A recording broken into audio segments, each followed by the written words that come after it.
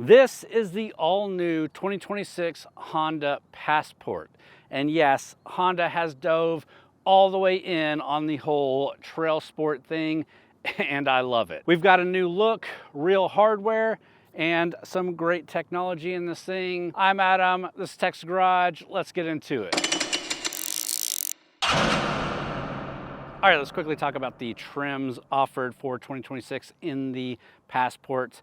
You basically have a choice of an RTL or a Trail Sport, but more specifically, you have the RTL Towing, and the RTL Blackout. Then you can get a Trail Sport Blackout, a Trail Sport Elite, or a Trail Sport Elite Blackout. What we have here is the Trail Sport Elite. So pretty much top of the line, all the bells and whistles, and the most off-roading cred. So we're basically gonna talk about this one specifically, starting with the exterior design. Honda calls this a bold backpack theme. Strong C-pillar, blacked out cargo bay section you can lean gear against, and roof rails that look ready for some real gear. Up front, a long hood with an aggressive scoop, and that does work. I'll show you as we pop the hood. You have a bold grille, and on this Trail Sport, you have distinctive amber DRLs, fender flares, a wider track, and 18-inch wheels wrapped in 275/60 R18 general grabber all-terrain tires, the largest tires Honda has ever put on a production SUV. Those wheels hide a sunken valve system, so you'll never really clip them on the trail. And while I like what we have here on this vehicle, you can option to some white alloy wheels that I think look really great, especially with this color. Underneath, the Trail Sport model gets thick steel skid plates, oil pan transmission, and gas tank all protected, and legit recovery points. The orange cast iron front loops are designed to support twice the weight of the vehicle and are engineered to break away in a front collision, which is clever and very Honda. And if you've seen their advertising on this, it's pretty cool. But all around, it is a beefier look. So the net effect of all of that is that this thing looks more like what Honda has been promising for years. It's much more beefy and rugged looking. It's got the cred to back it up. It's not just a cosplay, it's the real deal. And one of the things that helps with that is the cargo volume. Let's go ahead and check out the hatch and everything we have to offer in the back. On the Passport, you get a power tailgate standard. Cargo space is where the Passport really flexes. It's basically a Pilot, which is a 3-row SUV, but you trade in that third row for more room for gear.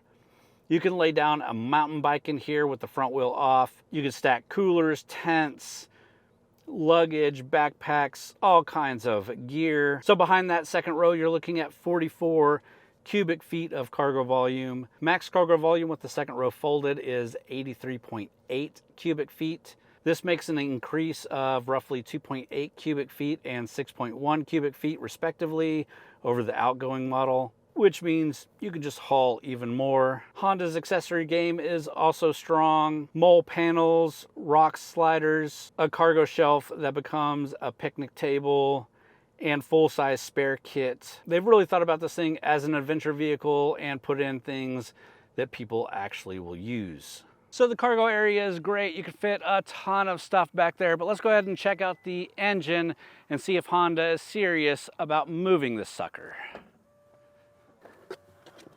All right, under this hood, we have a new 3.5 liter dual overhead cam V6 engine, the most powerful Honda V6 sold here in the US, with 285 horsepower at 6,100 RPM, 262 pound-feet of torque at 5,000 RPM.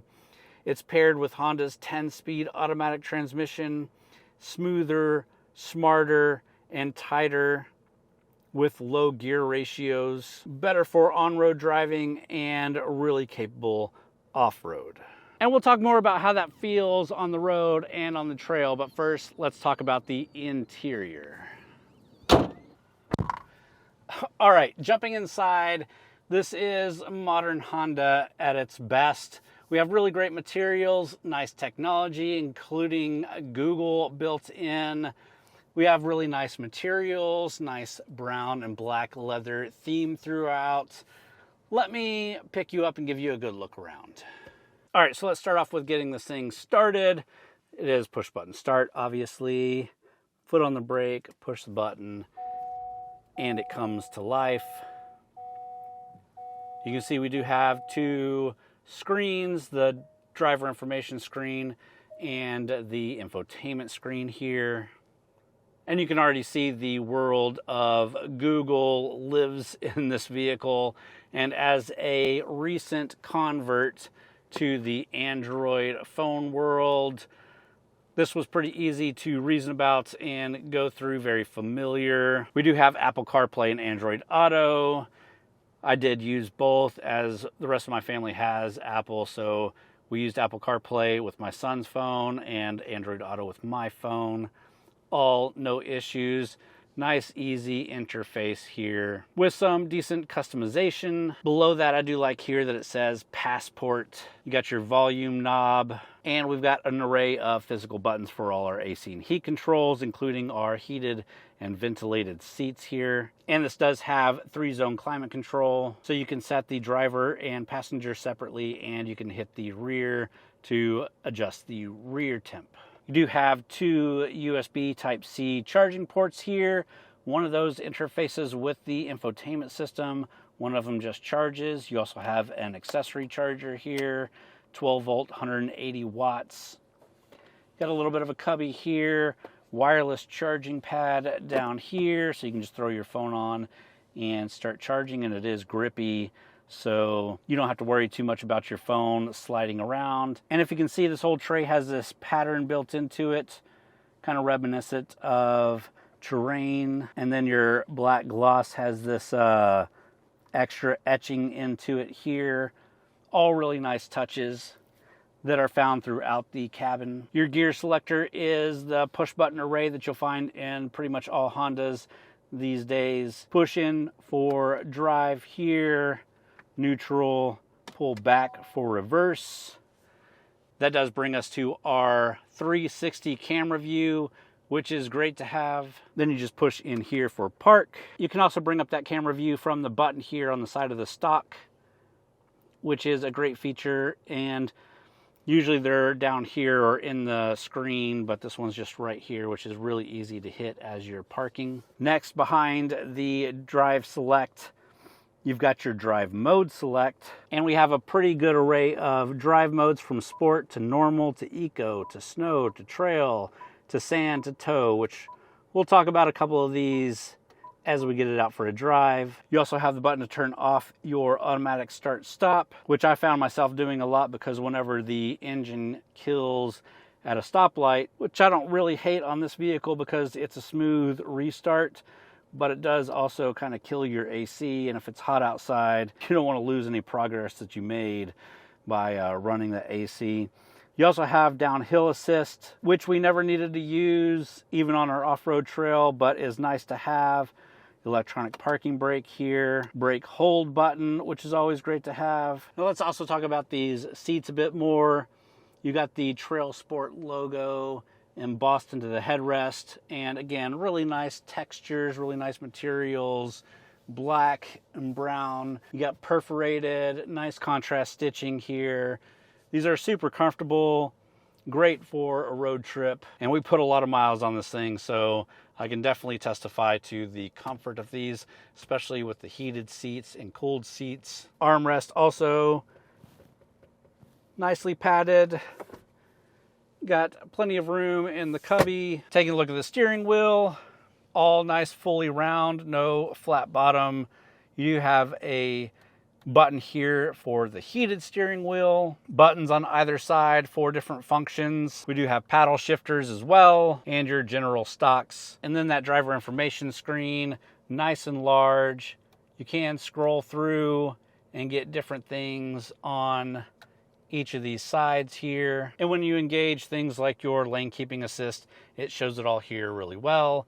There is no head-up display, which is a little bit of a bummer, but not a huge deal. We also don't get any fancy backup camera in the rear view mirror. It's just the mirror, but we do get a nice big panoramic moonroof here with the driver's sunroof.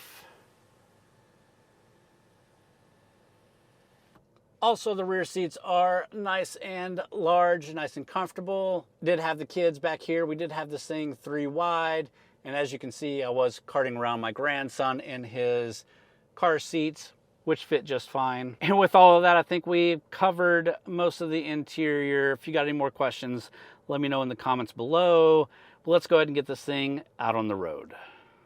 Honda stiffened the body significantly and reworked the suspension.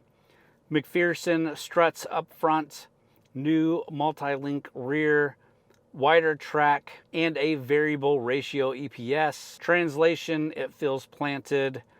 The steering is direct for a mid-size SUV, and the ride is composed even on these chunky all-terrain tires. Around town, it's easy. Visibility is good, throttle is calm in normal mode, and the 10 speed fades into the background. On the highway, it tracks straight, the cabin is quiet, and the Bose audio system takes over. Sport mode wakes this vehicle up. It's not trying to be a performance SUV, but it's definitely more responsive than last year's Passports. Looking at the EPA ratings for the TrailSport Elite, you're looking at 18 miles per gallon city, 23 highway with a combined of 20 miles per gallon. We've been averaging around 19 to 20 miles per gallon, so we're just right there. Again, it's not a hyper miler, but for what this SUV is built to do, road trips, gear hauls, trails, towing, it's all good. Now let's jump into the off-roading cred of this TrailSport. And again, we did drive this thing at our truck rodeo event, which is an off-roading event for all the new vehicles. We get to spend about 15 to 20 minutes with each vehicle, take it on a trail, push it hard, and this thing really impressed. The TrailSport hardware matters. You've got all-terrain tires, off-road tuned suspension and dampers, softer stabilizer bars for articulation, thick steel skid plates, and those front and rear recovery points. Approach angles improve with the shorter front overhangs. The TrailSport trim lists 8.3 inches of ground clearance and angles around 23 degrees approach and 23 degrees departure. We didn't do anything crazy in here, but we did take it on some off-road trails. Like I said, you can see what we're doing here, and it definitely feels confident. Honda's four-wheel drive system is definitely the secret sauce here. It'll send power to the outside rear wheel to help rotate. And in trail mode, the system's trail torque logic can feed more torque to the rear and can keep some torque at a slipping wheel, so when it reconnects, you move forward smoothly. On this Elite trim, the Trail Watch is excellent. You get 4 camera views with tire path graphics. It auto reactivates under 12 miles per hour in trail mode. There's also hill descent control, which we talked about, standard across the board. This thing is built for the trails, and you can tell. All right, guys, so after all that, let's get into the price and what this thing competes with. Starting off with the price, and this is kind of the biggest letdown of the Passport for me. Not necessarily that I think it's overpriced, but you don't get a bottom end that is really affordable. So looking at the base RTL, you're looking at minimum $44,000, almost $45,000. And for a base vehicle, I think that's a little bit too much. I would have loved to see a base trim of this thing in the $32,000 to $35,000 range. Maybe with incentives and things like that, you can do it. But there's definitely some of the competition where you can get the base price much lower than 45 grand. What we're sitting in here, the TrailSport Elite, though, has a base price from $53,000 to $54,000. And even with a couple of goodies, you're looking at about 56 grand. And that I think is pretty reasonable for everything that it can do and all the tech that they have packed in here. It's competitive with other things in the market, but it's definitely not on the cheaper end of those things. So there's definitely a lot to consider when you're looking at the wider market if you're looking for an adventure SUV. So let's talk about what competes with this. First off, the 4Runner. And this is the new generation 4Runner with a more efficient engine, all the beefiness that the 4Runner always has brought. It's more capable than this thing. It has just as much space, if not more, and can be equipped with a third row, which is always a plus to have the option. You can also compare it to the Grand Cherokee from Jeep, which is more refined than this, also very rugged and can be very off-road focused. The price tag on those can get really high too though. And of course that Grand Cherokee you can get for $39,000, $40,000, so it can be even a little bit cheaper than this thing at its base price. Next, you can look at the Subaru Outback, especially the Wilderness trim. Again, very capable off-road, especially where this is kind of targeted with trails and camping sites. It is smaller, a little bit more compact than this thing is. And I do like this over the Subaru, although the Subaru is a really great vehicle as well. And you are looking sort of in the same price range, with the Wilderness starting around $46,000, $47,000. You also have vehicles like the Kia Telluride, X Pro, the Nissan Pathfinder Rock Creek, or even the Explorer Timberline. All really great, kind of mid-size SUVs that can do some off-roading, all around the same price range. And from the ones that I've tested, all really great. So would I recommend this over all of those? Let's jump out and I'll give you some of my final thoughts. We'll wrap this thing up. All right, so at the end of the week, I really like this Passport.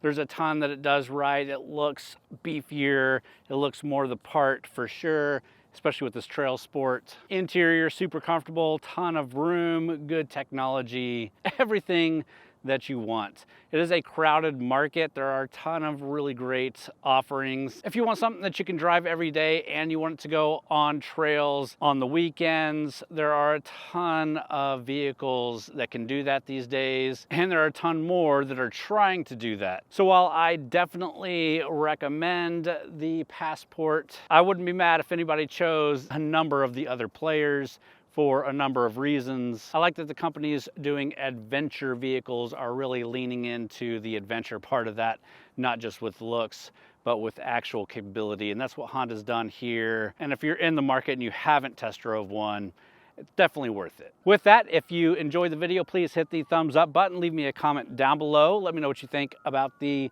Passport TrailSport Elite. Subscribe to the channel if you're not already. We do a different review every week. Lots of great content. Lots of off-roading stuff recently with the truck rodeo happening. Also check out TXGARAGE.com, where I've got a lot of written reviews as well as event news coverage from a lot of great authors over there, not just myself, even though I am a newly award-winning automotive journalist for my writing, for my videos. But there's a lot of great content over there. Really worth checking out TXGARAGE.com. With that, that's all I got for this one. Thanks for watching.